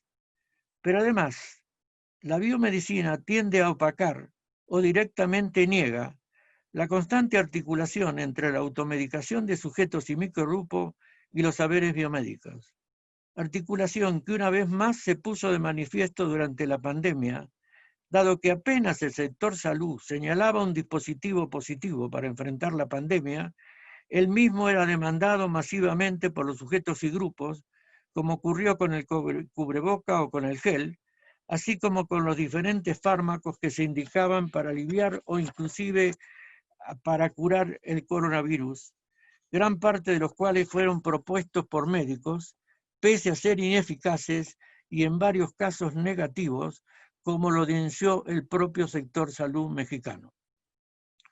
Correlativamente, la biomedicina y el sector salud deberían asumir que los mensajes explícitos e implícitos que enviaron a la población, e inclusive a través de las relaciones personal de salud-paciente, han sido poco claros, confusos y hasta contradictorios, lo que se evidenció constantemente durante la pandemia, y lo que condujo no solo a la desconfianza de la población, sino a no saber bien qué hacer y por lo tanto a tomar decisiones de autoatención. Para concluir, considero que la autoatención en términos autónomos o articulada con la biomedicina es fundamental para enfrentar no solo esta pandemia, sino la mayoría de los padecimientos que sufrimos. Por lo que considero necesario impulsar, favorecer, utilizar las diferentes formas de autoatención desarrolladas estructuralmente por los microgrupos y grupos, dado que las mismas constituyen el real primer nivel de atención de los padecimientos, que no solo debe ser reconocido y usado durante contingencias como la actual pandemia, sino que se debe ser parte integral de las políticas de salud pública, pero a partir de reconocer la autonomía, por lo menos relativa, de los saberes de autoatención. Desde hace casi 40 años, sostengo que el sector salud debiera enseñar a los sujetos y microgrupos a autoatenderse, incluyendo enseñar a automedicarse bien, por varias razones, pero especialmente por dos hechos obvios. En primer lugar, para contribuir a solucionar el problema del sujeto y su grupo. Y en segundo lugar, porque la gente seguirá autoatendiéndose y automedicándose pese a las críticas de la biomedicina y a las prohibiciones que les impongan. Ahora bien, pese a que la OMS y los sectores salud de todos los países necesitaron recurrir a la autoatención como su principal y casi único recurso de prevención y de atención inicial para evitar una posible catástrofe demográfica, sin embargo, dicho papel no ha sido reconocido como parte de los saberes estructurales de los grupos y los sujetos, no solo por los gobiernos, no solo por la biomedicina ni por los expertos, sino tampoco por quienes la ejercen, es decir, por los sujetos y microgrupos, quienes la realizan como parte normal de su vida cotidiana. Lo que una vez más me lleva a proponer la necesidad de trabajar con los micros y mesogrupos, no solo para que sepan autoatenderse mejor, sino para que reconozcan dónde está, por lo menos una parte del poder, es decir, en ellos mismos. Por ahora nada más y muchas gracias por haberme escuchado. Pues estupendo, yo creo que efectivamente todo el mundo tendríamos que tener hasta cursos especiales porque nos ha tocado por diversas razones atender convertirnos en alguien que atiende una parte de la familia en cualquier asunto médico y efectivamente, bueno, en este caso, pues la familia y la sociedad ha estado activa en todos los sentidos. Pues es estupendo estar en esta reunión. Quisiera ver, bueno, un poco cómo iniciamos la charla. No sé si volvemos a hacer una ronda o simplemente levantamos nuestra mano. Pudiera, no sé si quiere hacer alguna pregunta a la doctora Sandra para un poco entrar sobre algo que veo en común, o sea, sobre estos casos particulares. eh, o algún cuestionamiento, aparte de ustedes mismos, porque creo que en principio se conocen bastante bien, o quieren, ustedes dicen,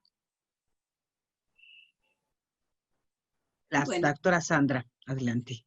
sí, bueno, quería agradecer fundamentalmente las exposiciones fueron maravillosas y muy enriquecedoras. Y me encantó, bueno, me enteré de muchas cosas que yo no sabía. Por ejemplo, cuando Ana presenta la cuestión de la distribución de los recursos en el SUS, ese es un tema que no es, claro, nosotros siempre estamos defendiendo mucho al SUS y es muy poco visto ese problema de la distribución de recursos. Entonces, yo creo que eso debe haber tenido un impacto muy grande en este momento del control de la pandemia, porque, bueno, yo escuché y seguí un poco el debate sobre si se podían unificar los lechos, las camas del sector público y privado, y fue una batalla perdida, en fin, como Ana muy bien explicó. Y bueno, y yo no sé si eso lleva a algún tipo de conciencia de, bueno, de una necesidad de revisar el SUS. Si por otro lado, claro, no es el momento tampoco político para fortalecerlo. Sin embargo, yo creo que está bastante evidente que el papel del SUS ha sido fundamental, porque si no hubiese existido el SUS, tendríamos infinitamente más que 120.000 muertos, ¿no? Entonces, bueno, no, yo Muy puedo bien. seguir porque todas me encantaron, pero no sé si puedo hacerle también una pregunta al profesor Sí, Eduardo. adelante, vamos a sumar preguntas y después damos una segunda ronda, ¿les Ahí parece? está. Sí. Entonces, Eduardo, me parece fantástico la cuestión esta de la autoatención, porque es una cosa que uno no escuché, la primera vez que escucho en este contexto hablar de autoatención, si bien que estamos todos autoatendiéndonos. Si bien que es toda una cuestión muy de cuidado individual.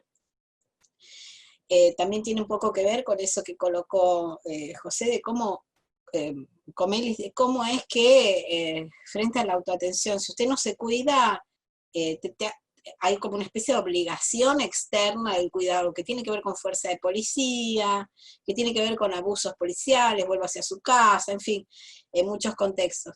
Ahora, mi desesperación es cómo pensar en una autoatención cuando en un contexto donde el propio poder político y hasta la propia medicina es refractaria a eso. Por ejemplo, en el caso de Brasil, el Consejo Federal de Medicina y otros consejos de medicina fueron completamente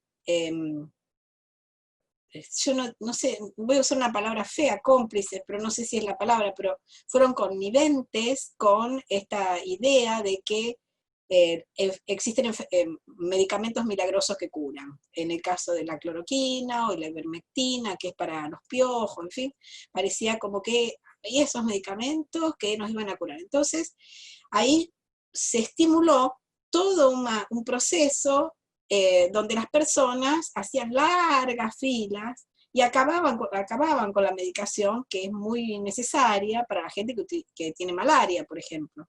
Entonces, ¿cómo es que esa autoatención está tan ligada a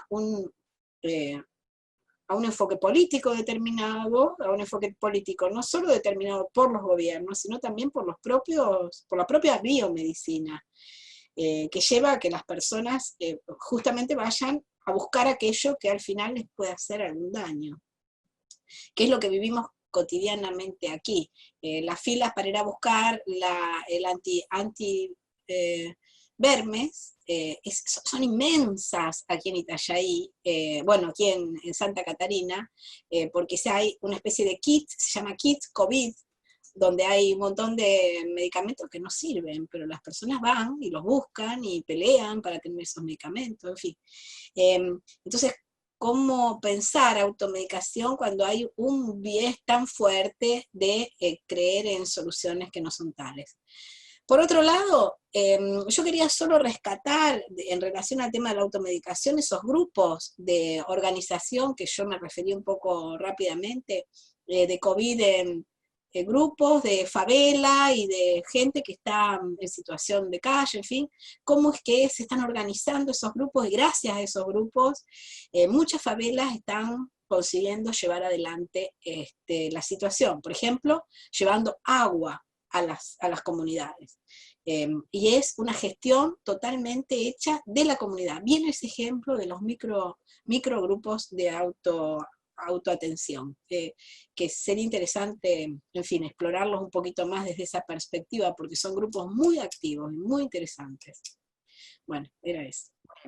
Pues vamos a darle la palabra al doctor Comeles. Vamos a hacer una ronda a ver si reunimos preguntas y después tenemos una última participación. Doctor, por favor. Tenía el micro desconectado. A ver, uno de los problemas que ha planteado la pandemia es que ha obligado a un sector amplísimo de la ciudadanía en todos los países a darse cuenta de que las facturas del sector salud se han de pagar de alguna manera. Y esto no dicho así, porque mucha gente por los países que tenemos seguro universal, es que todo es gratis. Y resulta que no es gratis. Por ejemplo, el otro día me planteaban, dicen, bueno, pero hay que reforzar la atención primaria. Digo, a ver, ¿tú sabes lo que cuesta formar un médico de atención primaria y una enfermera comunitaria? Un médico de atención primaria son 8 o 9 años, o 10 de formación, y una enfermera comunitaria de 5 a 6. Es decir, que los que están saliendo ahora de las escuelas o de las facultades estarán formados dentro de 5 o 6 años. Segundo, ¿cómo se paga los aumentos de plantilla? ¿Con la caridad internacional? ¿Con las ONGs? ¿Con la caridad europea, que es lo que pide en España? Si no, es imposible. Lo que pasa es que si tú tienes un presupuesto sanitario, como puede pasar en Brasil, en España, en Francia o en cualquier sitio, X, aumentar ese presupuesto representa o hacer una reforma fiscal, uno, que es la solución, aumentar las cotizaciones de los trabajadores, o 3, cambiar las prioridades de inversión. Y esto, por lo tanto, es un tema en el que, a ver, esto yo, por ejemplo, en determinadas ágoras, esto yo no lo plantearía, pero en una ágora como esta sí. En el sentido que este es un debate de base. Entonces, lo que te das cuenta es de que la gente dice, es que se recortó en el 2008. Bueno, en España se recortó en el 2008, pero es que el problema no era el recorte del 2008, es la infrafinanciación desde la época de Franco. Es decir, que lo que se ha podido hacer en los últimos 40 o 50 años ha sido intentar invertir con unas prioridades determinadas, que quiero hacer un comentario al respecto, porque eran las prioridades que de alguna manera eran más inminentes, que eran lo que correspondería, podríamos decir, a las medicinas de guerra, las unidades de cuidados intensivos. En cambio, la primaria, en la medida en que ha circulado la idea prácticamente desde los años 50 de que en Occidente la gente se muere a los 200 años, no se pone mala más que hasta los 80 y las esperanzas de vida son enormes, resulta que ¿para qué vamos a gastar en prevención, en educación para la salud y en formación? Oiga, hágaselo usted mismo. Porque los seguros sociales en Brasil y en España son de enfermedad, no son de salud. Pero la población sigue pensando que es mixto. Cuando Eduardo planteaba el problema de la autoatención, va en ese sentido. Es decir, al final lo que estamos utilizando o las herramientas que estamos utilizando son herramientas de base, en el fondo muy comunitaristas. Yo llevo un grupo de discusión en este pueblo en donde, bueno, pero en lo que hablamos de todo, pero donde sobre todo se trata de que los participantes, que es un grupo de WhatsApp, tomen conciencia de que el problema no está en esperar que alguien te lo regale, sino que te lo has de ganar. Es decir, si hay que aumentar las tasas o la carga de personal asistencial, habrá que hacerlo, pero hay que pelear para esto. Pero es que no solo eso, es que hay que resolver problemas en este momento, urbanísticos, el urbanismo a partir de ahora no puede ser como era hasta ahora, porque no sabemos cuántos años vamos a convivir con la pandemia. Temas de saneamiento básico, que siguen siendo importantes. Un problema que se ha planteado enorme, que tiene que ver con esto, es cuál es el modelo de gestión de la gente mayor. En Europa y en Estados Unidos la tasa máxima de mortalidad ha sido en residencias. Y ha sido una mortalidad, ha sido una auténtica escabechina. Pero esto representa que hay que debatir cuál es el modelo de atención a tercera edad que hay. Hay que ponerlo sobre la mesa y ver cuál de ellos tenemos la capacidad de poner en marcha. Lo que es evidente, por ejemplo, por eso es imposible hablar de nuevas normalidades, es pensar que las distintas generaciones en una sociedad como la nuestra van a poder hacerse cargo de personas que viven hasta los 80, 90 o 100 años y que no van a ser a partir de un determinado momento autónomas. Y esto es un tema que se tenía que haber empezado a debatir hace 30 años, se ha debatido de una manera muy pobre en Europa, en algunos países, sobre todo en los países nórdicos, pero no está resuelto. Y la pandemia se ha cebado en esto.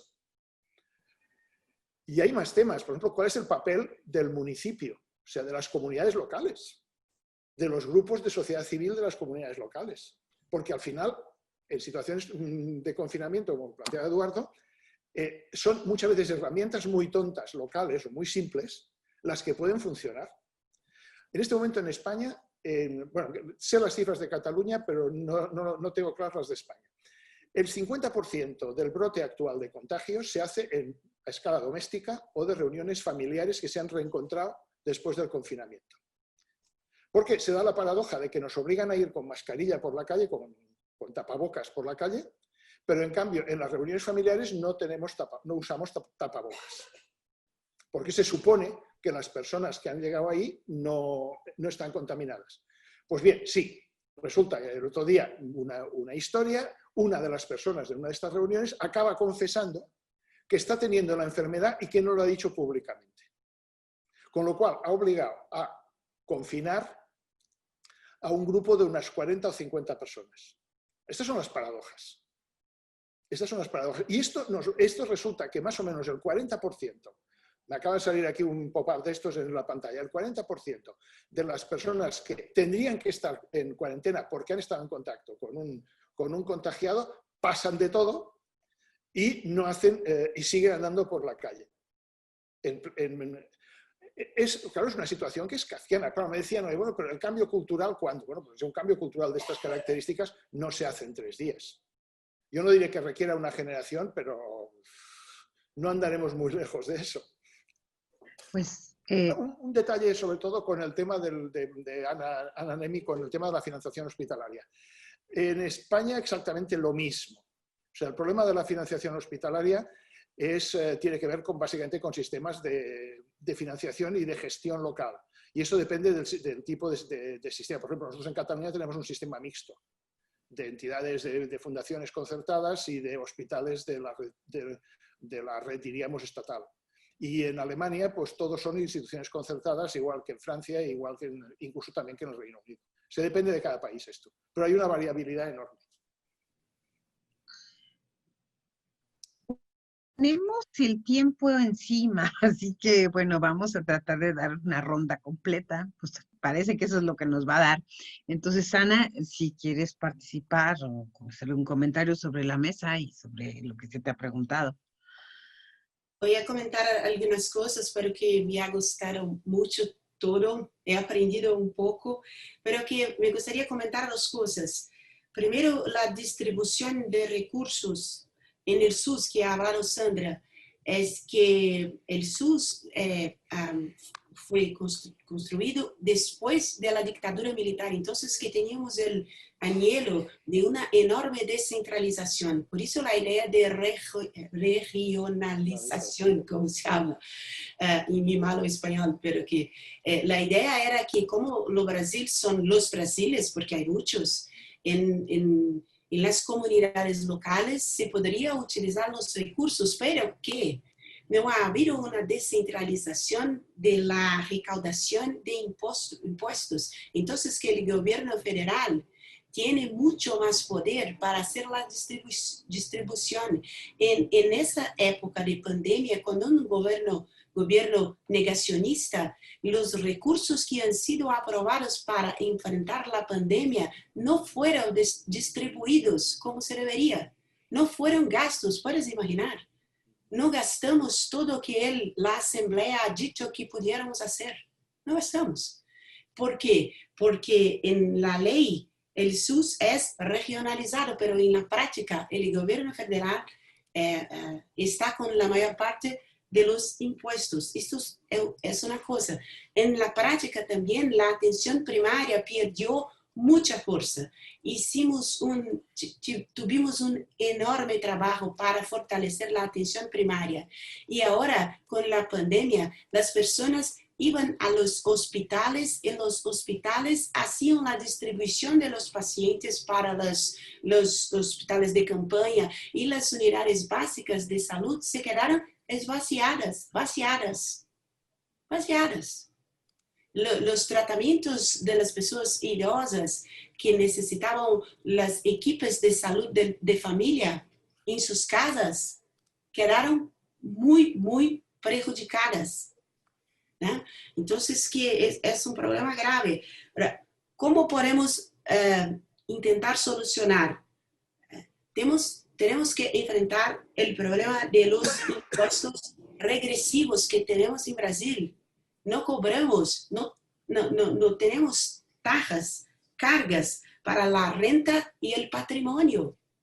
Solo los trabajadores sustentan el sistema de salud. No es posible.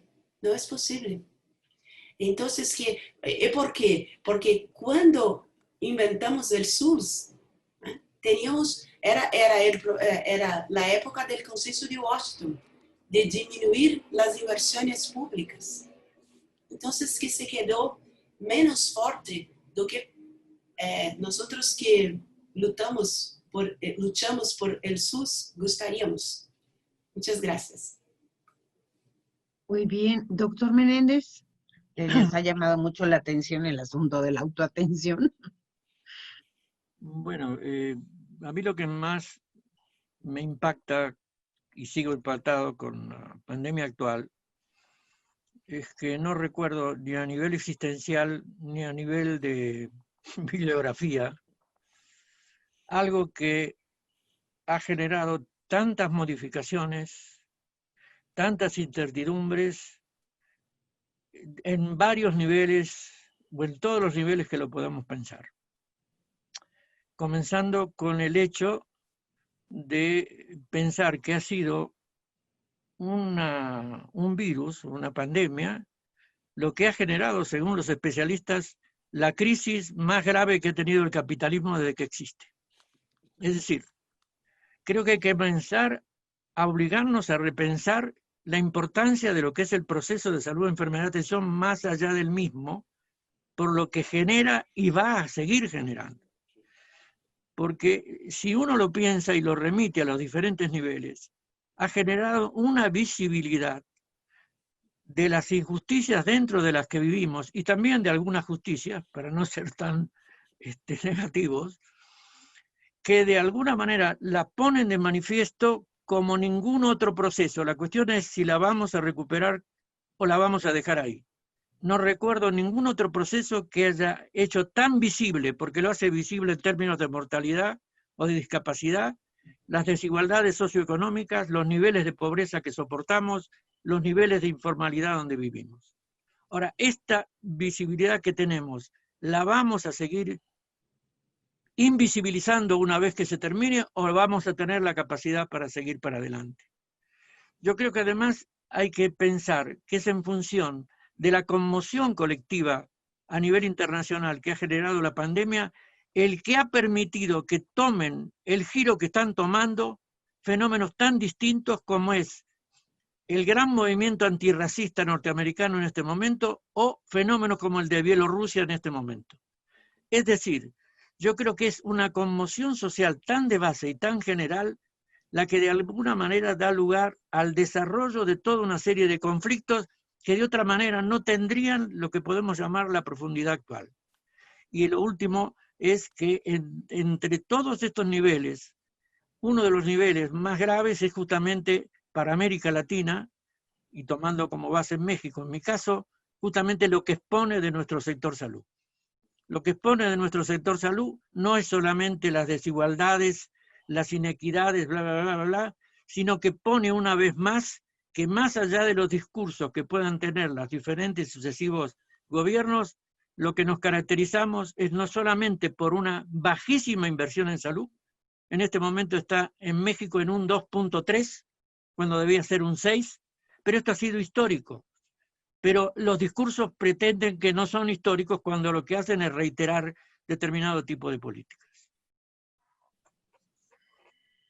Pues sin duda, creo que el tema de la desigualdad, todos los que se ha presentado y por supuesto de este gigantesco reto que el mundo entero tiene o hemos tenido frente al tema de la COVID, nos tiene que hacer reflexionar y pensar mucho más. Personalmente me encantaría haberle dado otras 2 horas a este seminario. Ha sido sensacional oír sus participaciones. Lamentablemente tenemos un tiempo limitado a 2 horas. Ha sido para nosotros un privilegio recibirlo. Ojalá pudiéramos organizar algunas otras actividades. Sinceramente, yo creo que nos han puesto a reflexionar sobre lo que nos sucede. Creo que ese es el papel central que tenemos los científicos sociales, pues de alguna manera de pensar en lo que nos afecta. Y en este caso, como dice el doctor Menéndez, pues nada ha sido tan dramático y nos ha cambiado o ha tenido tantas implicaciones, y ojalá se podamos llegar a construir un mundo mejor. Después, o sea, de este terrible incidente, ojalá pudiéramos pensar en mejores alternativas de vida. Quiero dar las gracias sinceramente a los participantes y sinceramente espero que esta no sea la última ocasión. Muy amables. Instituto Nacional de Antropología e Historia. Secretaría de Cultura. Gobierno de México.